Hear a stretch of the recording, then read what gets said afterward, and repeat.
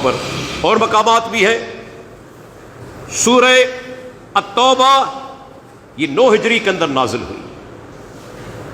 100 number آیت والسابقون الاولون من المہاجرین والانصار والذین اتبعوہم بإحسان رضی اللہ عنہم ورضوا عنہ. یہاں اللہ تعالیٰ نے فرمایا وہ تمام مہاجرین اور انصار جنہوں نے ایمان لانے میں سبقت کی، ابتدائی دور کے اندر مسلمان ہو گئے، اللہ ان سے راضی ہو چکا، وہ اللہ سے راضی ہو چکے. میں ایسے لوگوں سے پوچھنا چاہتا ہوں، کیا سیدنا ابو بکر صدیق، عمر بن خطاب، عثمان بن عفان، علی بن ابی طالب، سعد بن ابی وقاص، طلحہ بن عبید اللہ، زبیر بن عوام، کیا ان لوگوں کے اندر شامل نہیں جو ابتدائی دور کے اندر مسلمان ہوئے؟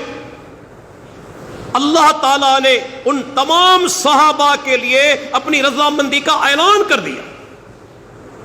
اور اللہ کی رضا سے بڑھ کر اور کیا سعادت ہو سکتی ہے کسی مومن کے لیے؟ اور دیکھیں اللہ کے پیارے پیغمبر نے کیا بیان فرمایا.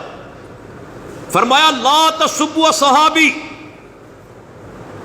میرے صحابہ کو گالی مت دینا. لو ان احدکم انفق مثل احد ذهبا ما بلغ مد احدهم ولا نصیفہ. صحیح بخاری کی روایت ہے. فرمایا اگر تم میں سے کوئی آدمی جو صحابی نہیں، غیر صحابی ہے، اللہ کی راہ میں جبل احد کے برابر سونا خرچ کر ڈالے.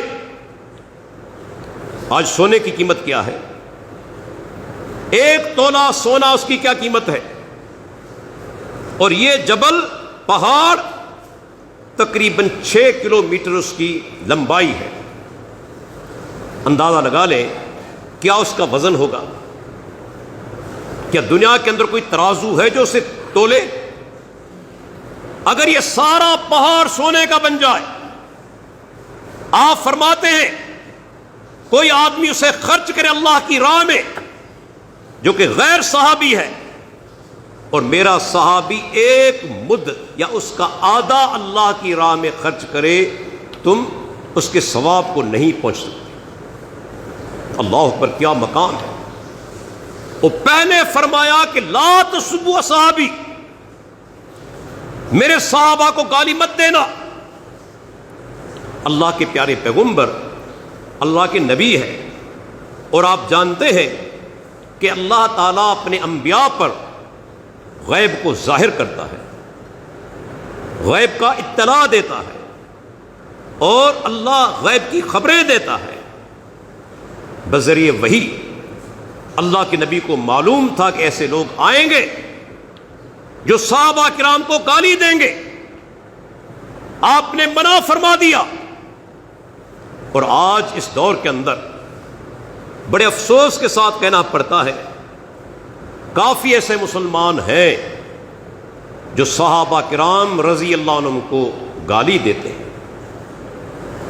سیدنا ابو بکر صدیق، عمر بن خطاب، عثمان بن عفان، سیدہ ام المومنین عائشہ رضی اللہ عنہا، اور سیدنا امیر معاویہ رضی اللہ عنہ، ان کو گالی دیتے ہیں. کئی لوگ آپ کو مل جائیں گے. اللہ اکبر. اور اللہ کے نبی نے فرمایا میرے صحابہ کو گالی مت دینا. امام ابو زرعہ 3 صدی کے بڑے محدث ہو کر گزرے ہیں. انہوں نے ایک بڑا عظیم جملہ ادا کیا. امام خطیب بغدادی اپنی کتاب الکفایہ کے اندر لائے ہیں، اور دوسری کتاب الجامع لاخلاق الراوی و آداب السامع اس کے اندر بھی لائے ہیں کہ امام ابو زرعہ نے ایک بڑا عظیم جملہ ادا کیا. فرمایا اذا رأیت الرجل ينتقص احدا من اصحاب النبی صلی اللہ علیہ وسلم فاعلم انه زندیق. آپ جب کسی آدمی کو دیکھیں کہ صحابہ کی تنقید کر رہا ہے، عیب جوئی کر رہا ہے، آپ جان لیں کہ یہ آدمی زندیق ہے، یہ بددین ہے جو صحابہ کی عیب جوئی کر رہا ہے۔ آج کتنے لوگ ہیں، اللہ اکبر، بلکہ مجھے افسوس کے ساتھ کہنا پڑتا ہے، اگر آپ سوشل میڈیا پر جائیں گے تو آپ کو بریلوی حضرات میں سے، دیوبندی حضرات میں سے، حتیٰ کہ اہل حدیث حضرات میں سے ایسے لوگ مل جائیں گے جو سیدنا معاویہ رضی اللہ عنہ پر تنقید کرتے ہیں اور ان کے بارے میں حسن ظن نہیں رکھتے، ان کے بارے میں حسن ظن ان کا نہیں ہے۔ کافی لوگ مل جائیں گے، وجہ کیا ہے؟ ان کی سوچ ہے کہ روافض ہم سے راضی ہو جائیں، دنیا کے طلبگار، دنیا کے چند ٹکوں کے طلبگار۔ اللہ کے نبی کا فرمان ہے نا، ایسا دور آئے گا کہ آدمی صبح مومن ہوگا، شام کو کافر ہو جائے گا، شام کو مومن ہوگا، صبح کو کافر ہو جائے گا۔ یبیع دینہ بعرض من الدنیا، فرمایا اس دنیا کی خاطر اپنے دین کو بیچ ڈالے گا۔ آج ایسے لوگ آپ کو ہر مکتب فکر کے اندر مل جائیں گے۔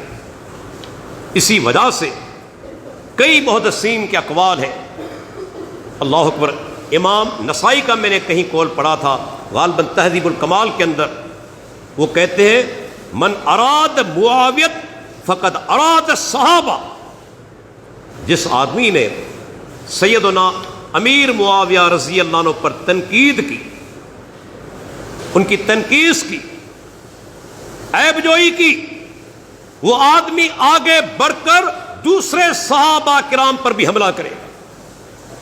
اور ایک محدث کا قول ہے کہ سیدنا معاویہ رضی اللہ عنہ ایک پردہ ہے، ایک پردہ ہے، جس نے اس پردے کو چاک کیا وہ آگے بڑھے گا۔ اور آج وقت نے ثابت کیا، آپ دیکھیں فیصل آباد سے تعلق رکھنے والا ایک بدبخت مر چکا اسحاق جھالوی، اس نے آغاز کیا سیدنا معاویہ رضی اللہ عنہ پر تنقید سے، اور کہاں پہنچا؟ شیخین تک، ابو بکر صدیق تک، عمر بن خطاب تک۔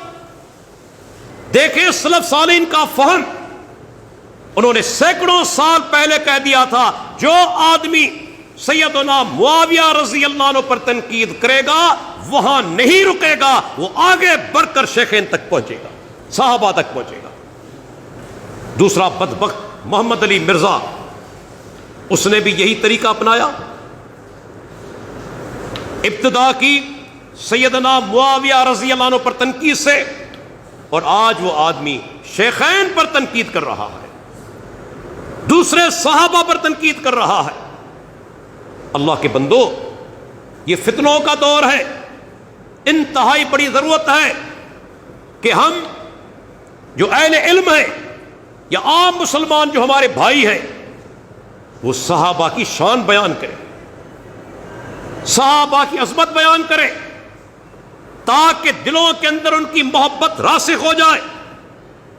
کبھی آپ نے سوچا اگر کوئی آدمی یہ کہتا ہے کہ ابو بکر صدیق، عمر بن خطاب، عثمان بن عفان، معاویہ رضی اللہ عنہ اور دیگر صحابہ یہ مرتد ہو چکے تھے، اللہ کے نبی کے نعوذ باللہ نافرمان تھے، تو یہ حملہ صرف صحابہ کرام پر نہیں، یاد رکھیے گا یہ حملہ عین اللہ کے نبی کی ذات پر ہے۔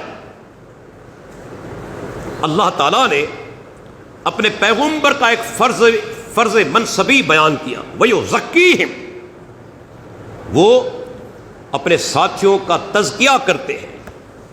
مجھے بتائیں کل اگر کوئی غیر مسلم اٹھ کر یہ کہے کہ نعوذ باللہ آپ کے پیغمبر نے تو اپنے قریبی ساتھیوں کا تزکیہ نہیں کیا، اوروں کا تزکیہ کس طرح کریں گے، تو ہم کیا جواب دیں گے؟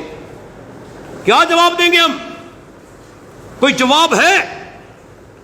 اگر کوئی غیر مسلم یہ اعتراض کرے، یاد رکھیے میرا نقطہ، جو آدمی ان صحابہ پر حملہ کرتا ہے اس کا حملہ عین اللہ کے پیارے پیغمبر کی ذات پر ہے، کیونکہ اللہ کے نبی کے ساتھی یہی تو ہے نا۔ کون ہے جنہوں نے مکے کے اندر ساتھ دیا؟ مفاد پرست اس وقت ساتھ دیتے ہیں جب دولتیں ہوں، فائدے ہوں، نقصان کا کوئی امکان نہ ہو، آزمائش نہ ہو۔ لیکن ابو بکر صدیق، عثمان بن عفان، علی بن ابی طالب، سعد بن ابی وقاص، یہ وہ عظیم صحابہ ہیں جنہوں نے مکے کے ابتدائی دور میں اللہ کے نبی کا ساتھ دیا، جب اللہ کے نبی کے پاس کوئی دولت نہیں تھی، کوئی منصب نہیں تھا سوائے نبوت کے۔ کیا بادشاہ تھے؟ حکمران تھے؟ آپ کے پاس دولت تھی؟ اللہ کے بندو، اس وقت میں صحابہ کرام نے اللہ کے پیارے پیغمبر کا ساتھ دیا۔ مجھے تو افسوس ہوتا ہے آج غیر مسلم جتنی تعریف کر رہے ہیں صحابہ کرام کی، بعض مسلمان وہ تعریف بھی نہیں کرتے۔ فلپ کے ہٹری، یہ مشہور انگریز مورخ تھا، 1978 کے اندر اس کی وفات ہوئی۔ اس کی کتاب ہے the history of the Arabs. اس کتاب کے اندر اس نے لکھا ہے کہ اللہ کے نبی کی وفات کے بعد، عرب کا غیر آباد اور بنجر علاقہ گویا کہ جادو کے زور پر ہیروز کی نرسری میں تبدیل ہو چکا۔ وہ کہتے ہیں کہ ایسے لوگ کہیں اور دکھائی نہیں دیے۔